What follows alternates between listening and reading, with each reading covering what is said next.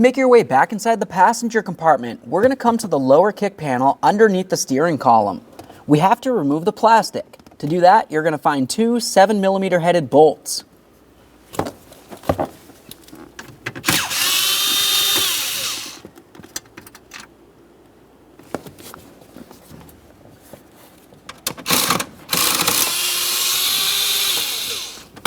Now once you have both of those out, move along to the hood release latch. Go ahead and pull on that. Underneath that, you're going to find two more 7mm headed bolts. Remove the pair.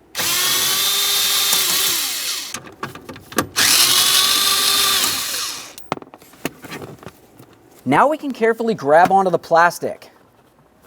I'm going to grab onto this and I'm going to try tugging it away from the lower aspect of the dash. Go ahead and give that a quick inspection and set it aside. Now that we have that off, let's continue on by removing this metal plate. To remove this, you're going to find 5 8mm headed bolts. Let's remove all of them.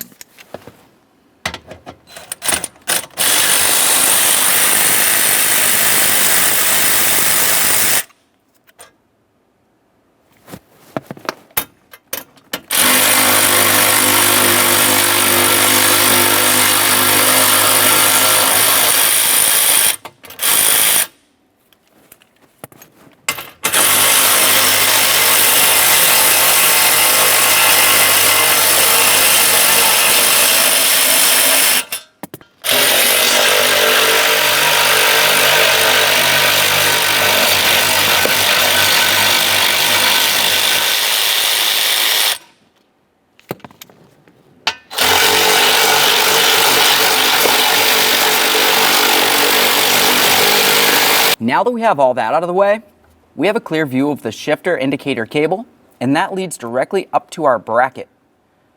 Before we go ahead and unbolt the bracket, let's continue up here to the red area of the cable. Go ahead and carefully grab onto that, and we're going to remove it from the shift lever. You can easily do that by grabbing onto it and just sliding it up and off.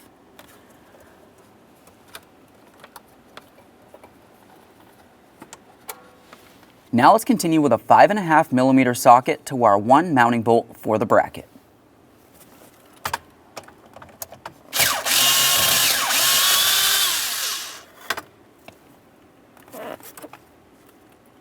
Now the next thing you want to do is just pay close attention to approximately how many threads are sticking out at the end of the bracket. Of course, we will make a final adjustment, but it's good to get it as close as possible when we put it all back together. Now all you want to do is grab onto this cog right here. This is the adjustment cog, and I'll talk a little bit more about that in a minute. But all we want to do is go ahead and turn this until it completely unscrews the cable from the bracket.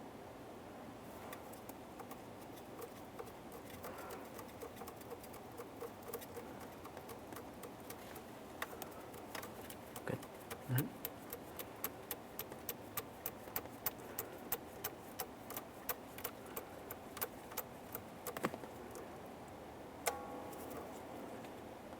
Go ahead and set that cable aside. Next, we'll remove the cog. And there it is, friends. Okay, friends, it's time to get ready to install our brand new indicator bracket. I want you to have a look at this area right here. This is the area that mounts directly up against the steering column. And if you look at it, it's a little oblong. It's going to fit perfectly onto the steering column. You want to make sure you have it in this position, so when you put it up on there, it's going to be facing like this. The next thing we're going to do is insert the cog. Go ahead and slide that right in there and try to line up the holes. Now all I'm going to do is hold on to that cog and bracket, and I'm going to slide the cable right through both. Now as I'm sliding it through, you're going to notice that it stops because you have to continue screwing it in now. While you're screwing it in, make sure it doesn't feel like it's binding. If it's binding, it could be cross-threading, in which case you're going to be damaging something such as the cog or even the cable.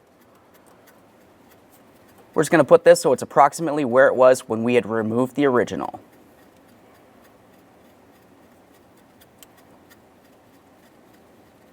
All right, that looks pretty good for now. Let's continue on by putting the red cable onto the shift lever.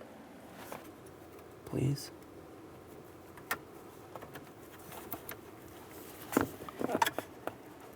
Now that I have it over the shift lever completely, I'm going to continue on by taking the bracket and putting it onto the steering column. Move along to reinstalling your 5.5mm bolt. Once it's started in by hand, go ahead and snug it up. You want to make sure it's nice and tight, but you don't want to strip it. Go ahead and give that bracket a nice wiggle. That feels good. Now the next thing we need to do is continue with our adjustment of the indicator. What I mean by that is you're going to have to turn this cog either clockwise or counterclockwise until the shift indicator on the dash lines up properly with the gear you're in.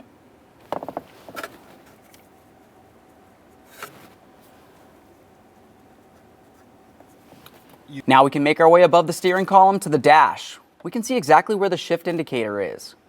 Now, of course, at this point, you want to match up the indicator to whichever gear you're in. For us in particular, we have this vehicle in neutral. So all I want to do is go ahead and turn that little cog until my indicator is right over the N. After that, I'll continue shifting into each of the gears and make sure it lines up perfectly and adjust accordingly. Turning it this way, you can tell it's moving away from the N. I need to go the other way. At this point, I have it pretty much directly in the center of the N. You don't want to stop here. Like I said, go ahead and test all of the gears and make sure it lines up.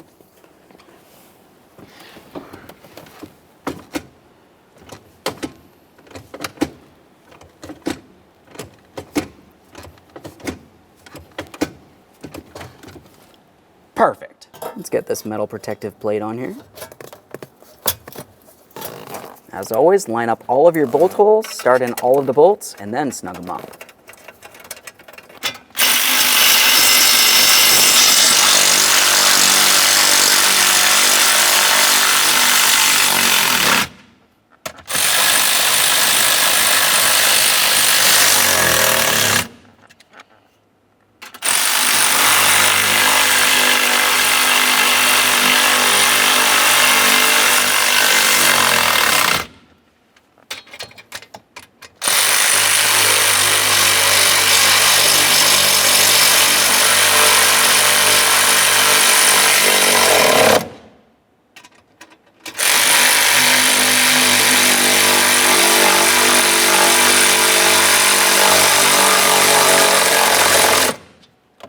Now we can put on our lower trim panel.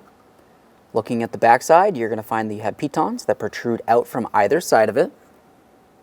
Those need to fit into their corresponding holes in the dash. Go ahead and wiggle it around until it feels like it lines up and press it in.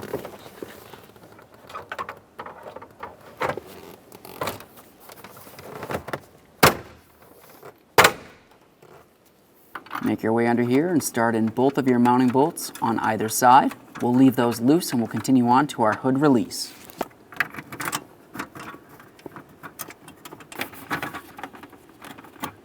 Get this lined up, I'll go ahead and start in both of my mounting bolts. After I have both of these started, we'll snug all 4 of the lower bolts.